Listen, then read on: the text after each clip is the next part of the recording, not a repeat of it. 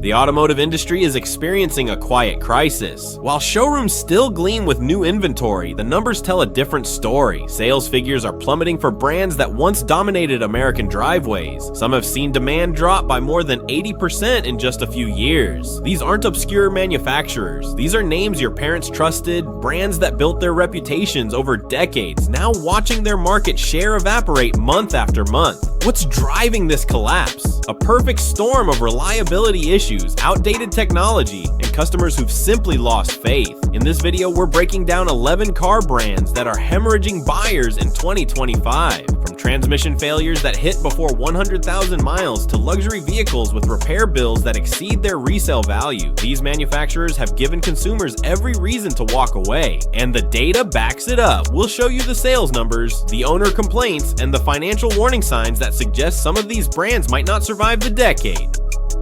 There was a time when Infiniti represented Japanese luxury done right. The brand launched in 1989 to compete with Lexus and Acura, offering refined sedans and coupes that balance performance with comfort. The Q45 and G35 earned genuine respect among enthusiasts. For a while, Infiniti seemed poised to claim a permanent spot in the luxury segment. Fast forward to 2024, and Infiniti sold just 46,619 vehicles in the United States. That's a 90% collapse from their 2005 peak of over 130,000 units. Walk through any parking lot and try to spot a new Infiniti. You'll be looking for a while. The problems run deeper than just sales numbers. Infiniti's current lineup feels like it was designed in 2015 and never updated. The QX60, their best-selling model, competes against the Lexus RX, Acura MDX, and a dozen other luxury crossovers that offer more standard features, better fuel economy, and stronger resale values. The interior quality doesn't match the price tag. The infotainment system lags behind what you'll find in a Honda Civic. And the driving experience, once Infiniti's calling card, now feels anonymous. Reliability hasn't helped. The QX80 has faced repeated complaints about transmission shuddering and premature wear. The Q50 sedan suffers from the same continuously variable transmission issues that plague its Nissan relatives. Owners report the same jerking, hesitation, and costly replacements. For a brand trying to justify luxury pricing, these mechanical problems are devastating. Infiniti's identity crisis makes everything worse. The company keeps renaming vehicles, confusing loyal customers, and making it nearly impossible for new buyers to understand the lineup. The G37 became the Q60, the M sedan became the Q70, then disappeared entirely. Even dealerships struggle to explain what each model is supposed to be.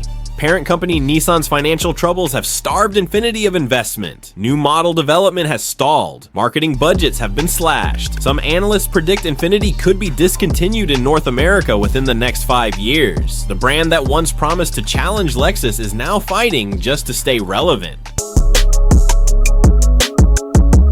Acura pioneered the Japanese luxury movement in 1986. The Legend and Integra proved that premium vehicles didn't need German badges to deliver quality and performance. Throughout the 1990s and early 2000s, Acura thrived with the NSX supercar, the reliable RL sedan, and the sporty RSX coupe. The brand had a clear identity and devoted following. Then something went wrong. Acura abandoned its alphanumeric naming system for forgettable letter combinations. The RL became the RLX.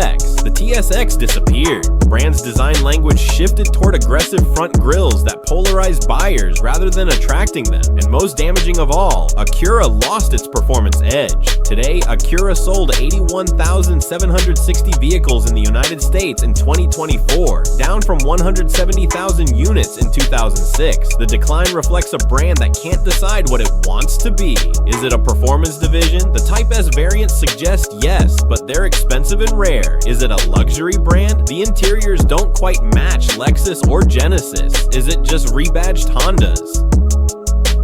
Too often, that's exactly what they feel like. The MDX remains Acura's bestseller, but it's essentially an upscale Honda Pilot with a different grille and slightly better materials.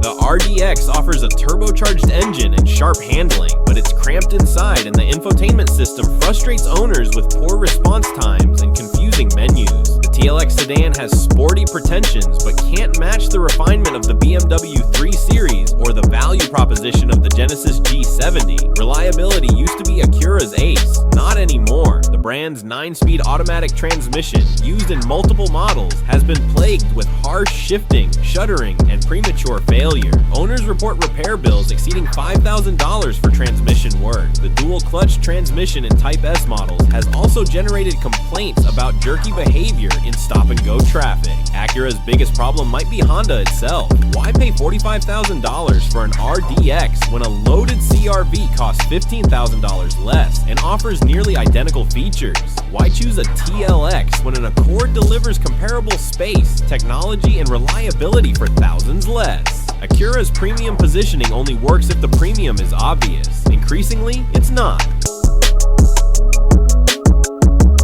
Lincoln has been trying to reclaim its luxury heritage for over a decade. The brand that once chauffeured presidents and executives has spent years attempting to shed its reputation as a dressed-up Ford. New model names like Aviator, Nautilus, and Corsair sound sophisticated. The interiors feature genuine materials and thoughtful design. On paper, Lincoln should be a credible alternative to Cadillac and the German brands. The market disagrees. Lincoln sold 83,186 vehicles in 2024, a modest number for a brand with national dealer coverage. More concerning is that nearly all of those sales came from SUVs. The Continental sedan was discontinued in 2020 after failing to generate interest. Lincoln doesn't even offer a traditional car anymore, betting everything on crossovers and SUVs in a segment where everyone is competing. The Aviator, Lincoln's 3-row luxury SUV, illustrates the brand's struggles. It starts around $53,000 and offers impressive styling with a distinctive grille and elegant proportions. The interior features a large touchscreen, comfortable seats, and decent materials, but the execution falls short. The infotainment system, shared with Ford, feels cheap and slow. The ride quality isn't as refined as the Cadillac XT6 or Volvo XC90, and reliability has been problematic. Owners of 2020 to 2022 Aviators report frequent issues with the hybrid powertrain system. The plug-in hybrid model, which promises luxury and efficiency, has generated complaints about battery failures, charging system malfunctions, and complete powertrain shutdowns requiring dealer service. These aren't minor inconveniences. They're fundamental failures in the vehicle's core technology. The Navigator, Lincoln's full-size SUV, remains the brand's most successful model. It genuinely competes with the Cadillac Escalade and offers impressive space, comfort, and presence, but it's not enough to carry an entire brand, especially when its starting price exceeds $80,000 and reliability ratings lag behind Lexus and Genesis. Lincoln's real problem is relevance. Younger luxury buyers don't consider the brand. They're choosing Tesla, Genesis, or European Marques. Older buyers who remember Lincoln's glory days are aging out of the market. The brand exists in a strange middle ground, too expensive to be considered a value play, not prestigious enough to compete with established luxury names. Without a clear identity or compelling reason to choose Lincoln over competitors, the brand's slow decline seems inevitable.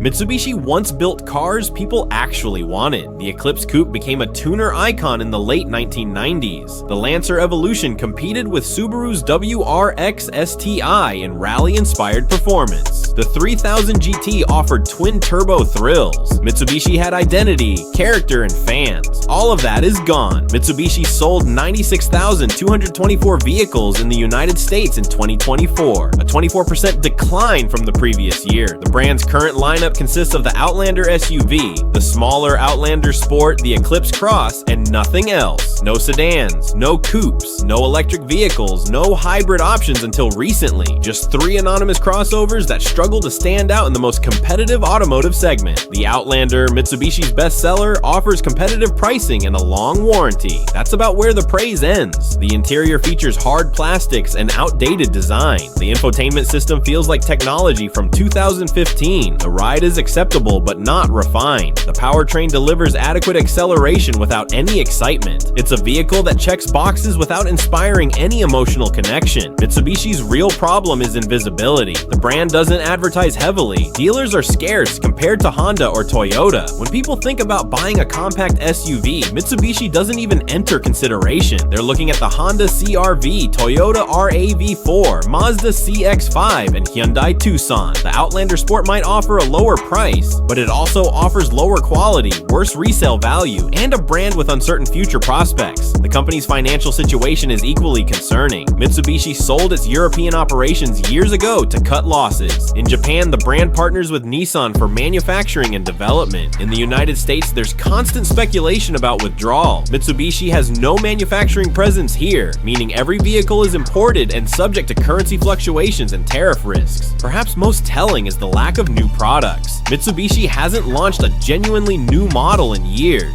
The Eclipse Cross, introduced in 2018, was supposed to bring excitement back. Instead, it confused buyers with cramped rear visibility and awkward proportions. The brand promises electric vehicles are coming, but competitors like Hyundai and Kia already offer multiple EV options, while Mitsubishi still relies on gasoline engines.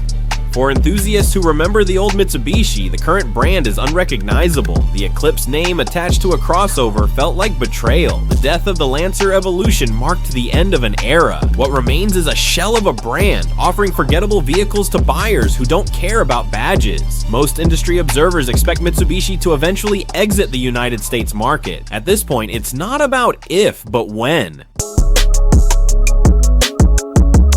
Nissan's collapse has been stunning to watch. This is a brand that gave us the 240Z sports car, the reliable Altima sedan, and the best-selling Rogue crossover. As recently as 2017, Nissan sold over 1.5 million vehicles annually in the United States. The company seemed invincible, a cornerstone of affordable Japanese transportation. Then the wheels came off, literally and figuratively. Nissan sold 906,751 vehicles in the United States in 2024. A 3% decline in a market that grew overall. Global sales dropped even more dramatically, down 10% year over year. The company reported a staggering operating loss and announced plans to cut 9,000 jobs worldwide. Nissan is in crisis, and their product lineup shows exactly why. Start with the continuously variable transmission disaster. Nissan has used CVT technology across their lineup for over a decade, promising better fuel economy and smooth acceleration. Instead, these transmissions have become infamous for failure. The Altima,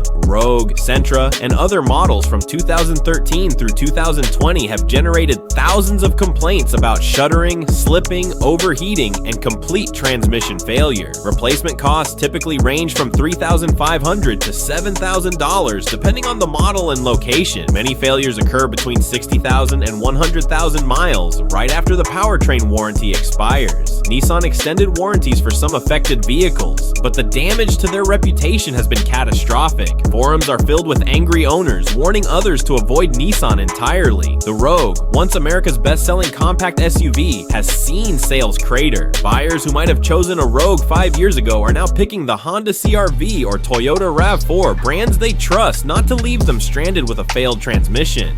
The Altima, once a legitimate Camry competitor, now ranks among the least desirable midsize sedans, with terrible resale values reflecting buyer skepticism. Nissan's financial troubles extend beyond product problems. Former CEO Carlos Ghosn was arrested in Japan in 2018 on financial misconduct charges, creating years of leadership chaos. The company's partnership with Renault has been rocky, with both manufacturers struggling independently. In late 2024, Honda and Nissan announced discussions about a potential merger, a sign of just how desperate Nissan's situation has become.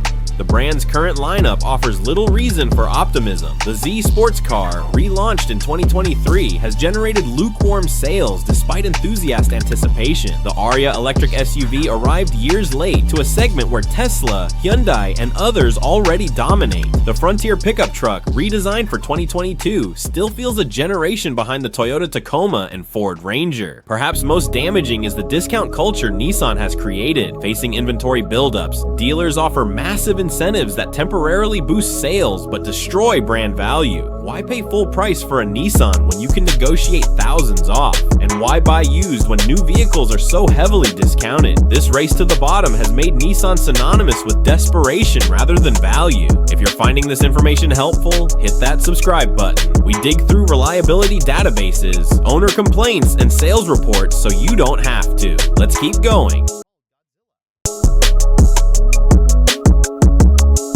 owning a Maserati used to mean something. The Trident badge represented Italian passion, racing heritage, and exotic performance. In the 1960s and 70s, Maserati competed with Ferrari at the highest levels of motorsport. Models like the Ghibli and Quattroporte became icons of automotive design. Even into the 2000s, Maserati maintained an aura of exclusivity and desirability. That aura has evaporated. Maserati sold just 6,401 vehicles in the United States in 2024, a 44% collapse from the previous year. Globally, the brand managed only 15,300 sales, down 60% from 2023. These aren't just bad numbers, they're existential numbers that question whether Maserati can survive as an independent brand. The problems start with reliability, or the complete lack of it. Maserati consistently ranks among the least reliable luxury brands in every major survey. The Ghibli sedan, which accounts for a large portion of sales, suffers from electrical gremlins, transmission failures, and engine issues that occur with alarming frequency. Owners report problems with the infotainment system, climate control, and even basic functions like door locks and window regulators. Repair costs are devastating because Maseratis share components with Chrysler and Dodge products. You might expect affordable parts. Instead, Maserati charges luxury prices for everything. A routine brake job can cost $2,000. Transmission repairs easily exceed $8,000. When major components fail outside of warranty, owners face repair bills that approach or exceed the vehicle's resale value. The Grecoi, Maserati's new compact SUV launched in 2023, was supposed to turn things around. Instead, it arrived in a market already saturated with luxury crossovers from Porsche,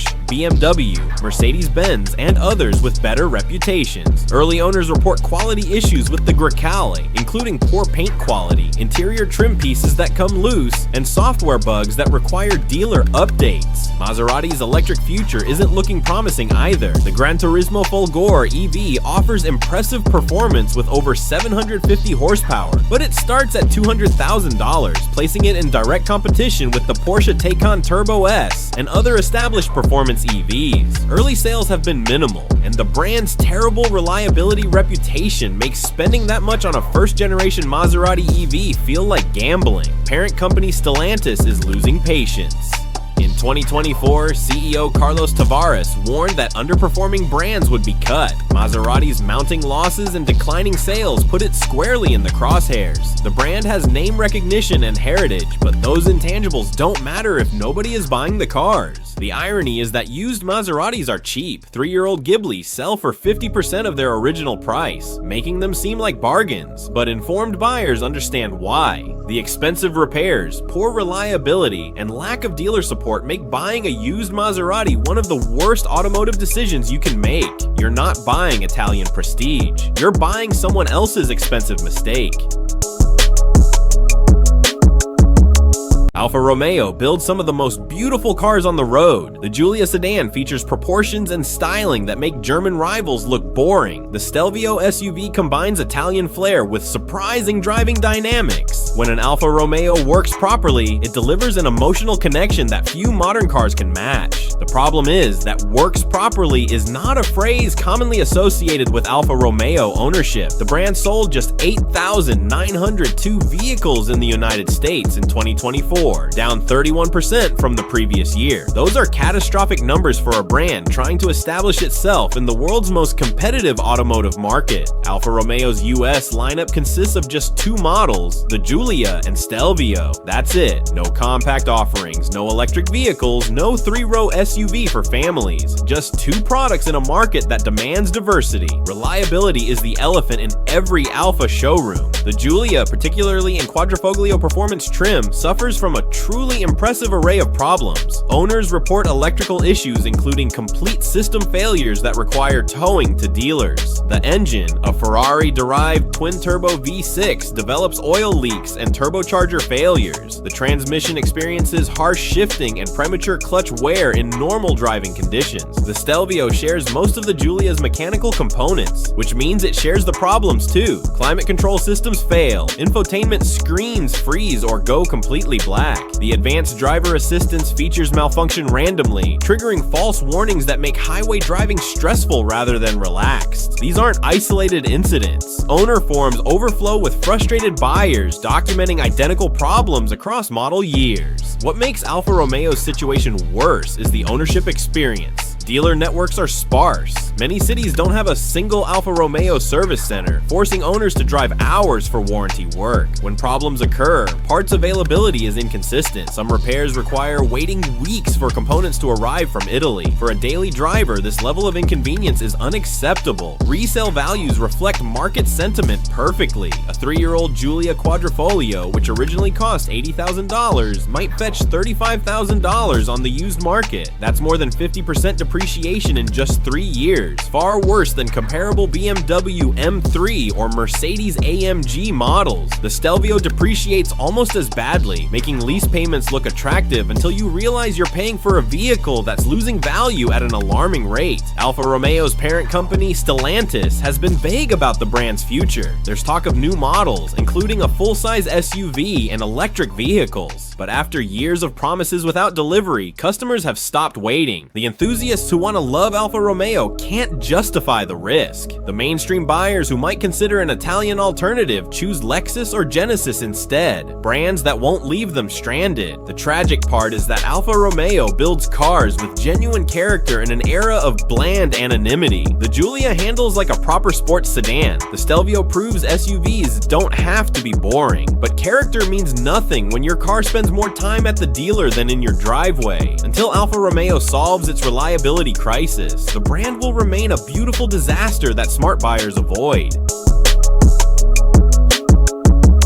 Here's something different. Genesis isn't failing because of bad products. The brand builds genuinely excellent vehicles that compete favorably with BMW, Mercedes-Benz, and Audi. The G70 sedan delivers sharp handling and upscale materials at thousands less than German rivals. The GV80 SUV offers stunning design and serious luxury. Every Genesis model comes with impressive warranties, complimentary maintenance, and customer service that puts established luxury brands to shame. So why did Genesis sell only 59,411 vehicles in the United States in 2024? Why does a brand building better cars than Alfa Romeo, Maserati, or Infiniti still struggle to attract buyers? The answer reveals uncomfortable truths about what actually sells vehicles. Brand perception is everything in the luxury segment. Genesis spun off from Hyundai in 2015 to create a standalone luxury division. Nearly a decade later, many buyers still see Genesis as just a Hyundai. That's not entirely fair. Genesis models share fewer components with Hyundai than Lexus shares with Toyota or Audi with Volkswagen. But the perception persists, and in luxury markets, perception drives purchasing decisions. The dealer network hasn't helped. Genesis initially sold vehicles through Hyundai dealerships, forcing luxury buyers to purchase $60,000 SUVs in the same showroom selling $25,000 Elantras. The brand has slowly built standalone Genesis facilities, but coverage remains spotty. Many metro areas still lack dedicated Genesis stores, requiring buyers to travel significant distances for service. Genesis's biggest challenge is invisibility. Walk through an upscale neighborhood and count luxury vehicles. You'll see dozens of BMWs, Mercedes-Benzes, and Audis, maybe a few Lexus models. Genesis, maybe one if you're lucky. Luxury vehicles are as much about social signaling as transportation. Buyers want badges that communicate status. A Genesis, no matter how well built, doesn't yet carry that cachet. The product strategy adds complexity. Genesis offers sedans in a market that's abandoned them. The G70, G80, and G90 are all excellent cars that barely anyone buys. Sedan sales across the industry have collapsed as buyers choose SUVs. Genesis stubbornly maintains a full sedan lineup, dedicating resources to vehicles that generate minimal sales. Resale values remain problematic despite product quality. A 2-year-old G80 loses approximately 45% of its value, significantly worse than a comparable BMW 5 Series or Mercedes E-Class. Lease residuals reflect this reality, making Genesis leases expensive relative to German competitors who offer aggressive lease programs to maintain market share. What's frustrating is that Genesis doesn't deserve this fate. The products are genuinely good. The warranty and service programs exceed industry standards. Hyundai has invested billions in the brand, but changing minds in the luxury segment takes decades, not years. Buyers who might consider Genesis are still choosing established brands out of habit and social expectations. Genesis faces an uphill battle. The brand needs to convince buyers that a Hyundai luxury division can truly compete with century-old European marques. That's a narrative challenge, not a product challenge. Until Genesis cracks the code on brand perception, sales will continue disappointing despite building vehicles that deserve better.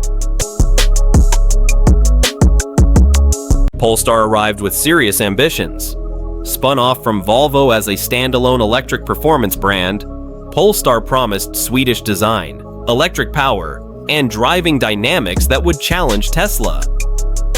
The Polestar 2, launched in 2021, looks stunning with its minimalist interior and aggressive exterior.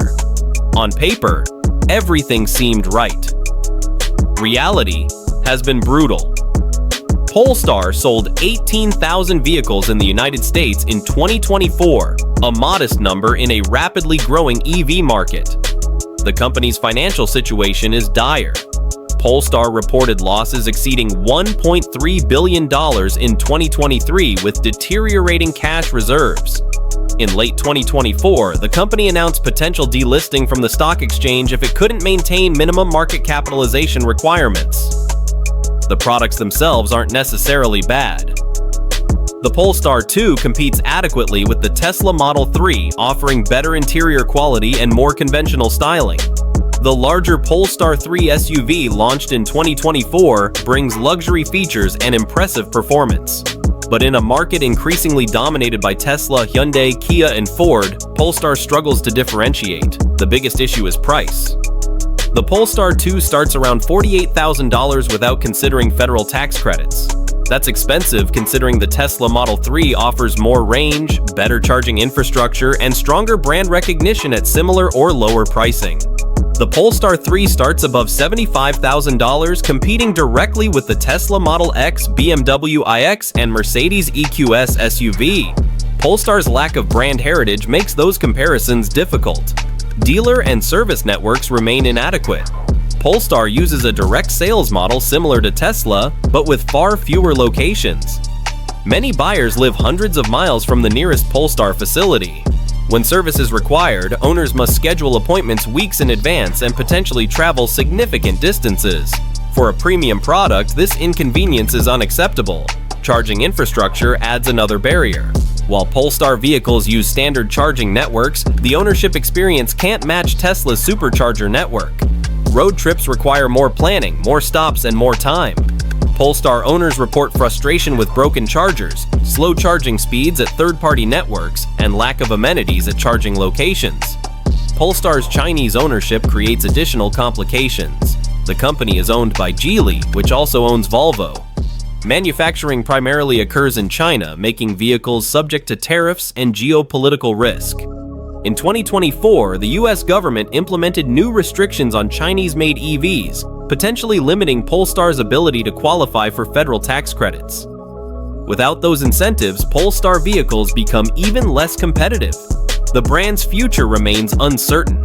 Parent company Volvo has pumped billions into Polestar with minimal return. Industry analysts question whether Volvo will continue supporting an unprofitable subsidiary indefinitely. Merger rumors circulate regularly, suggesting Polestar might be absorbed back into Volvo or sold to another manufacturer. For buyers considering a Polestar, the products themselves might satisfy. But buying from a brand with questionable long-term viability creates risk. What happens to warranty coverage if Polestar folds? Where will you get parts and service? These questions don't have reassuring answers.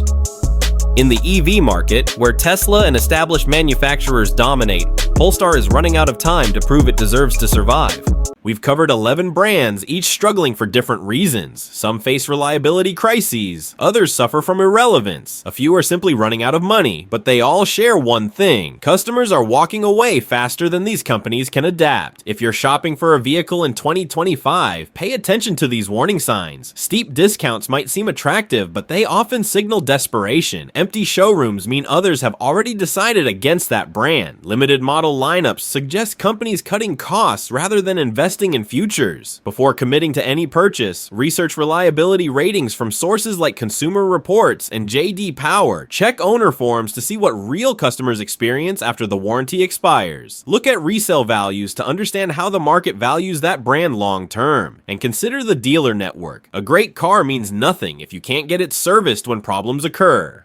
The automotive industry is changing faster than ever. Electric vehicles, autonomous technology, and shifting consumer preferences are forcing every manufacturer to adapt.